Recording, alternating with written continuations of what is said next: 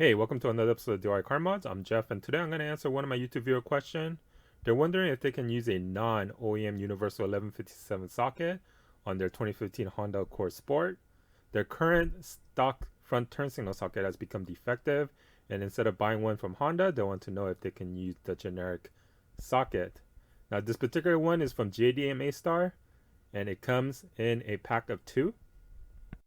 Alright, the answer to that is yes, but it does require you to modify this little tabs on this connector. It's not going to be a direct swap because here, I'm going to go ahead and remove this and try to install this directly into the original opening right here, and it doesn't fit in here. It's crooked right now. I don't know if you can see it, but this right here, as you can see, there's a gap here. It's not flush. It's actually at an angle right now because all 4 tabs are not being inserted into those cutouts right here. You see there's 4 cutouts. The tabs are too big. So what you can do is you can compare it with your stock. Right here, you see? And straight off the bat, you can go ahead and tell that this needs to be trimmed off a little bit here. This is too big. And also this side. So this side needs to be trimmed. And this is too large as well, so this needs to be trimmed on this side as well. And so here, I'm gonna quickly mark this up. All right, so I took a Sharpie and made marks where I need to trim the tabs in order to make it fit into the headlight housing.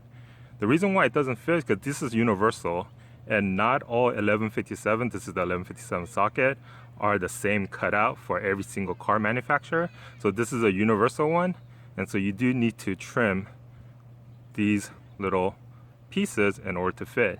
All right, to trim this plastic piece, all you need is nail clippers. If you have a Dremel, great. If you have some wire cutters, great.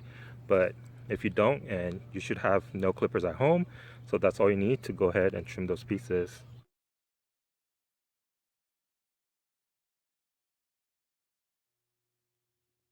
And there you go. Here is the final product. I went ahead and trimmed off all the little markings that I made, and it is now relatively similar to your stock socket right here. Now I'm going to go ahead and take my modified socket and insert it into the headlight housing and turn it, and there you go. As you can see, it goes in no problem. Now the original socket right here costs about $40 each. Now this aftermarket costs $10 for a pair. And this aftermarket will work fine with your stock bulb. You just have to make sure, you see one side is lower, one side is higher. You just have to make sure you line that up inside the bulb. So it goes in this way, and there you go. As you can see, it works. So yes, you can save some money by going aftermarket. However, the connection, you would have to go ahead and tap the wires to your stock wire harness. Right, the 3 colors, the red right here is positive for parking, green is positive for turn signal, and black right here is negative for ground.